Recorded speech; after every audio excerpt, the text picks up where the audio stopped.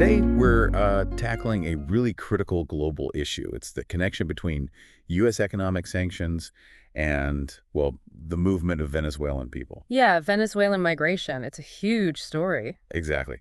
And we've got a brand new research paper that's taken a close look at this. And our mission really is to pull out the key insights for you, so you can grasp this important situation without feeling totally swamped by all the information out there. Right. And this paper, it's pretty fascinating because it doesn't just look at the current U.S. policy on Venezuela. It goes further. It does. It models what might happen if the U.S., say, increased the pressure or dialed it back, maybe even removed sanctions completely. Okay. And then it looks at how those different scenarios could affect Venezuelan immigration. So we're really here to understand what this research tells us about that crucial link. Okay, great. So let's maybe start with some history, because it wasn't always the kind of intense pressure we sometimes associate with this now, was it? No, not at all. The U.S. sanctions on Venezuela have really evolved. They went through several phases.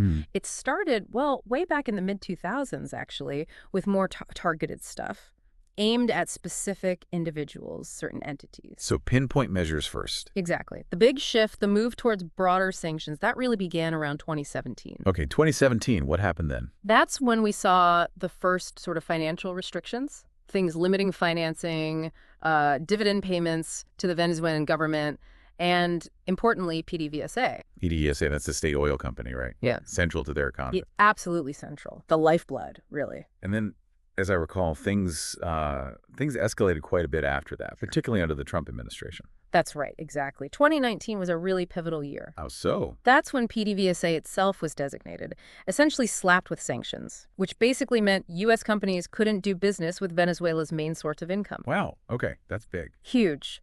And we also saw the introduction of something called secondary sanctions. Secondary sanctions. Remind us what those are again. Yeah, they're important. They target companies and entities outside the U.S., so non-U.S. companies that provide significant support to the Venezuelan government or to PDVSA. So the U.S. is trying to influence companies in, say, Europe or Asia. Precisely. This whole period is often called one of high pressure. High pressure. And the way these secondary sanctions were applied, that's changed over time, too. The paper points to a period of maximum pressure starting in February 2020. Maximum pressure. What triggered that? That's when the U.S. specifically sanctioned subsidiaries of Rosneft, the Russian energy giant, for their involvement in marketing Venezuelan oil. And that, that really sent a strong signal to other international players. I bet. But things have shifted again more recently, haven't they? I remember hearing about certain licenses, permissions being granted. Yes, that's right. There have been some adjustments. In November 2022, there was General License 41. GL 41. That allowed Chevron, which is, the only major U.S. oil company still kind of operating there, to sell the oil it produced in Venezuela, but specifically in the U.S. market. Okay, just Chevron, just to the U.S. Initially, yes. Then, in October 2023, General License 44 came along. That broadened things out quite a bit. Also. It basically allowed most companies, not just Chevron, to operate under similar conditions. It even opened the door to considering new investments, particularly in the gas sector. So that sounds like a significant easing. Legally speaking, yeah. The paper notes it was actually very close to a full lifting of the oil and gas sanctions, specifically on PDVSA itself. But that didn't last long, did it? GL 44 expired just earlier this year. Correct. The U.S. let it expire in April 2024. Why was that? Well, the stated reason was citing the Maduro government's lack of full compliance with agreements related to ensuring free and fair elections. Okay. But there's another layer here, a really unique aspect. It's about U.S. recognition. The fact the U.S. doesn't recognize the Maduro government. Exactly. But it does still recognize the 2015 National Assembly for certain official purposes. I'm glad. Things like control over some of PDVSA's assets held outside Venezuela and its legal representation in some international cases. So the point is, even if all the economic sanctions were lifted tomorrow... It wouldn't be straightforward. Not necessarily. Venezuela would still face pretty significant hurdles in fully re-engaging with, say, the U.S. financial system because of this whole recognition issue. That definitely adds complexity. So you've got the sanctions layer, but also this U.S. recognition layer affecting things like PDVSA's ability to transact. Okay. Let's pivot now to the impact of all this on Venezuela's economy itself. The research paper paints a really stark picture. It does. Stark is the right word. Look, between 2012 and 2020, Venezuela's GDP per capita, that's the value produced per person, it declined by an astonishing 71%. 71%, that's hard to even comprehend. To put it in perspective, the paper points out that's like experiencing 3 Great Depressions back to back. It's called the largest peacetime economic collapse documented in modern history. Okay, so what's the main explanation offered for that kind of catastrophic downturn? Is it all down to the U.S. sanctions? Well, that's really a central point of debate, isn't it? There's one viewpoint, which the paper calls the policy-induced view. Meaning it argues the collapse is primarily because of, poor economic policies adopted by Venezuelan governments over many years. And the paper's take. It challenges that as the sole explanation. It acknowledges those policies were undoubtedly problematic, of course. Yeah. But it also notes that fundamentally they weren't that different from policies in other Latin American countries that didn't, fall off an economic cliff like Venezuela did. I mean, the timing seems crucial here too, right? The timing of that really steep decline. Absolutely critical. You look at the data on productivity, just overall economic efficiency. Yeah. And there's a really sharp, steep drop starting after 2017. Which lines up with... Exactly. It coincides with increased political conflict and the intensification of U.S. economic sanctions. Right. So it becomes harder to argue that, long-standing policy issues would suddenly cause such a dramatic productivity crash right at that specific moment. Makes sense. The paper uses this interesting phrase, the oil well model of Venezuela's economy. Can you unpack that a bit? Yeah, it's a useful way to think about it. It highlights just how incredibly reliant Venezuela's whole economy is on oil money. Like everything comes back to oil. Pretty much. Think of Venezuela having this giant oil well. The cash they get from selling that oil internationally, it essentially funds almost everything else, especially imports. So even though their national statistics might label other sectors as, say, non-oil GDP. For manufacturing or services? Right. Those sectors actually depend really heavily on imported goods, materials, machinery that are bought with the oil money. Got it. So when those oil revenues take a hit, maybe because of sanctions, it severely limits their ability to import the stuff needed for the rest of the economy to function. Precisely. Those imported materials and equipment, they help boost productivity in those non-oil sectors. Economists call that having positive externalities. Right. So sanctions hit the economy in 2 main ways. One is directly reducing how much oil they produce and sell, the oil GDP. Okay. But maybe even more significantly, they crush the ability to import. And that creates this ripple effect of negative consequences all through the economy. The paper also mentioned something called growth accounting. What did that analysis show about the role of sanctions? Okay, so growth accounting is basically a technique economists use to break down why an economy grows or shrinks. What factors does it look at? Things like investment in new equipment, the skills of the workforce, and this kind of catch-all measure of overall efficiency, often called total factor productivity, or TFP. And for Venezuela? Standard growth accounting shows a huge decline in this TFP, this efficiency measure, after 2012. Now, the researchers did something interesting. They adjusted the analysis to specifically account for the impact of those crucial imported goods we just talked about. Right, the externalities. Exactly.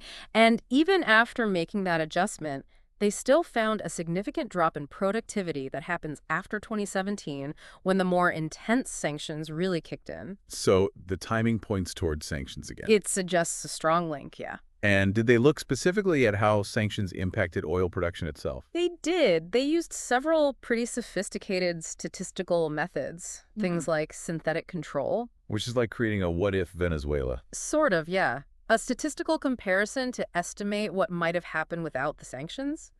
They also looked at cross-country data and even data from individual oil firms. And the conclusion? Across all these different methods, the finding was pretty consistent. A significant reduction in Venezuelan oil production due to sanctions. Can they quantify that? The exact estimates vary a bit depending on the method, but the paper kind of settles on a figure suggesting sanctions account for about maybe half of the observed fall in oil production. That's substantial. Very. And when they plug that finding back into their broader economic model, they estimate that sanctions, both directly and indirectly through that import channel, contributed to around 40% of the total GDP collapse between 2012 and 2020. 40%. So their argument essentially is that While other factors were definitely at play, sanctions might be the main reason why this economic collapse was so uniquely severe, much worse than other crises we've seen historically. That's a really powerful finding. So this devastating economic crisis, heavily influenced by sanctions, that naturally leads us to the next critical piece. Migration. Exactly. Human outflow. What's the pattern been there? What does the data show about Venezuelans leaving the country? Well, the data is just stark. It clearly shows a dramatic, really dramatic increase in Venezuelan immigration starting around 2016. 2016. So right as the economy was really starting to tank. Precisely. It directly aligns with the worsening economic situation. Before that, the numbers leaving were relatively low, historically speaking, for Venezuela.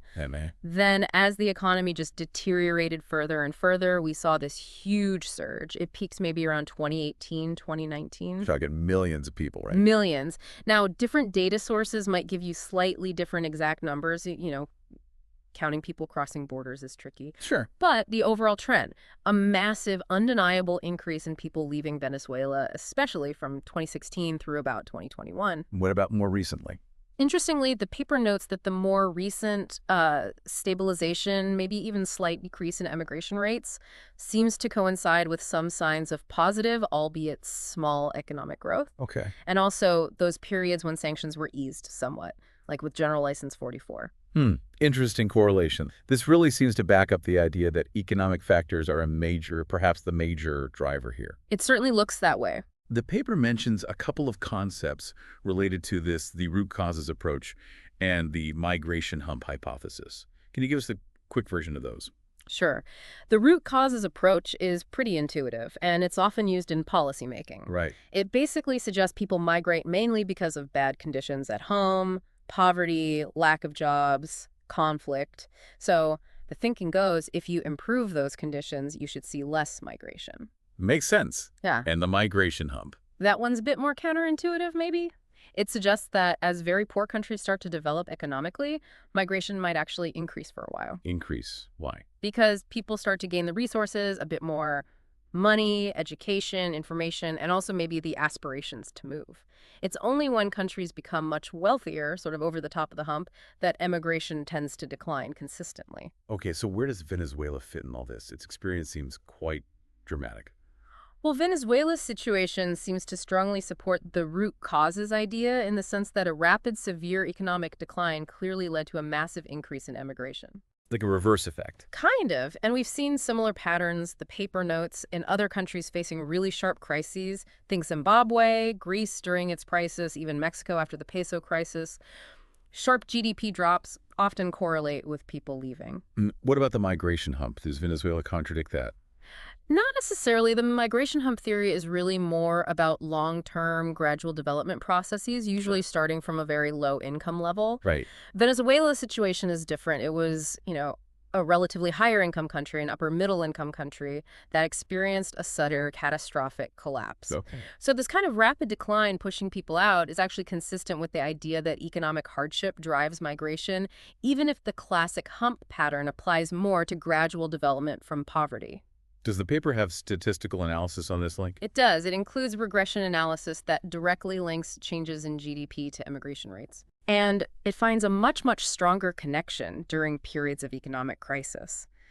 The negative impact of a falling GDP on immigration is significantly larger during crises, and especially so in the specific case of Venezuela compared to other countries. So the link between economic collapse and immigration seems particularly strong for Venezuela. The evidence points strongly that way, yes. Okay, this all leads us now to, I think, the really crucial part of the research, the policy scenario analysis. Right, looking forward. The paper looks at a few different paths the U.S. could take with its sanctions policy from here. What are those scenarios they modeled? They outlined 4 main policy scenarios going forward. Okay. First is basically the status quo, continuing with the current sanctions framework as it stood when the paper was written, which included GL 41 for Chevron. Got it. Scenario 1, status quo. Second, they modeled the removal of General License 41, so revoking Chevron's specific permission to operate and sell oil. Okay, tightening things slightly. Sort of, yeah. Third is a return to maximum pressure. So going back to something like the really intense sanctions we saw in 2020, 2021, targeting non-U.S. actors more aggressively. Okay, maximum pressure. And the fourth? Fourth is the opposite end. the lifting of all economic sanctions, removing the financial and oil sanctions entirely. Right, the full spectrum. Exactly. And for each of these, the paper uses its economic model to project the impact on oil production, oil prices, exports, and crucially, overall GDP growth in Venezuela. And then connects that to migration. Precisely. Most importantly for our discussion today, it estimates how many Venezuelans would likely emigrate over the next 5 years under each of these different policy paths, using different coefficients based on their earlier analysis. Okay, let's hear those key projections then. What does the research suggest would happen to migration under each scenario? Start with the status quo. Okay. Under the status quo, which they model as allowing for some modest economic growth, the projection is for around 0.82 million Venezuelans to emigrate over the next 5 years. So still significant outflow. 820,000 people. Okay. What about scenario 2, removing GL41 Chevron's license? That leads to a slight projected downturn in the economy compared to the status quo, and they estimate that would result in an additional 50,000 to maybe 130,000 more immigrants over 5 years, on top of the status quo number. So potentially pushing towards 1 million immigrants in that scenario. Getting close, yeah. Now, scenario 3, return to maximum pressure. The really tough sanctions. Right. This is projected to cause a more significant economic contraction, and the estimated immigration impact here increases further. The projections range from about 0.94 million up to 1.13 million immigrants over 5 years. Over 1 million people leaving in 5 years under maximum pressure. That's what the model suggests, based on the link between GDP and migration they found. Okay, and now the big contrast. Scenario 4. Lifting all economic sanctions. That should look very different, shouldn't it? Radically different, according to the model. Lifting all economic sanctions is projected to lead to a pretty significant recovery in Venezuela's economy, substantial GDP growth. Yeah, and the migration impact. It drops dramatically. In this scenario, the estimated number of Venezuelans emigrating over the next 5 years falls significantly. How much? Well, the more conservative estimates, just linking GDP growth to reduced immigration, suggest around 330,000 immigrants over 5 years, which is, a massive decrease compared to the other scenarios. Less than half of the status quo, and potentially saving 800,000 people from emigrating compared to maximum pressure. Exactly. And the analysis even considers the possibility, based on some historical patterns, that significant economic recovery could lead to return migration, people coming back. Wow. Which suggests a potentially very low net number of immigrants in this scenario, maybe even close to zero or negative net migration. So the potential impact is huge. The headline here, really, as I see it, is this stark contrast. This research suggests that reimposing maximum pressure could lead to roughly 1 million more Venezuelans emigrating over 5 years compared to a scenario where all economic sanctions are lifted. 1 million people. Yeah. That's a staggering human impact, Yeah. potentially tied directly to these policy choices. Yeah, it really highlights the stakes. So wrapping up the core findings then, the main conclusion seems crystal clear. U.S. sanctions policy appears to have a very significant measurable impact on Venezuelan migration flows. That is absolutely the central finding hammered home by this research, yes. And the most dramatic difference, as you just said, is between maintaining or increasing pressure versus completely lifting those economic sanctions. Precisely. That projected gap of potentially 1 million additional immigrants under maximum pressure compared to lifting sanctions is, I think, the key quantitative takeaway. The paper also briefly touches on some, let's say, wider policy implications beyond just the migration numbers themselves, right? It does, yeah. Briefly, but importantly. What are some of those broader considerations it raises? Well, it touches upon the question of how effective these sanctions have actually been as a tool for achieving, political change in Venezuela. And the verdict. It notes that there's pretty limited evidence, frankly, to suggest they've been successful in that primary objective of regime change. Okay. What else? It also points implicitly and sometimes explicitly to the significant humanitarian impact that broad economic sanctions can have on the general population. The economic hardship fueling migration being one aspect of that. Exactly. And finally, it highlights the fact that the U.S. approach, particularly the very broad economic sanctions, diverges quite significantly from the approach of other major global economies. Like the EU. Like the European Union, for instance, which has tended to focus more on targeted sanctions against individuals rather than imposing these sweeping economic measures that affect the whole country. Interesting point of contrast. So as we bring this deep dive to a close, thinking about everything we've discussed, what's the sort of key question or thought that this research leaves you, the listener, to ponder? I think it comes down to this. Considering the really significant human cost reflected in those potential migration numbers that seems to be associated with broad economic sanctions, Yeah. and coupling that with the limited evidence suggesting they've been effective in achieving their stated political goals in the Venezuelan context, it really forces you to ask some hard questions about the ethical and strategic implications. Is using this type of broad economic sanction as a primary foreign policy tool toward Venezuela the most effective or even the most responsible approach, given the profound impact it seems to have on the lives of millions of ordinary people? A crucial question indeed. Something for all of us to consider. Thanks for walking us through that complex research. My pleasure. Important topic.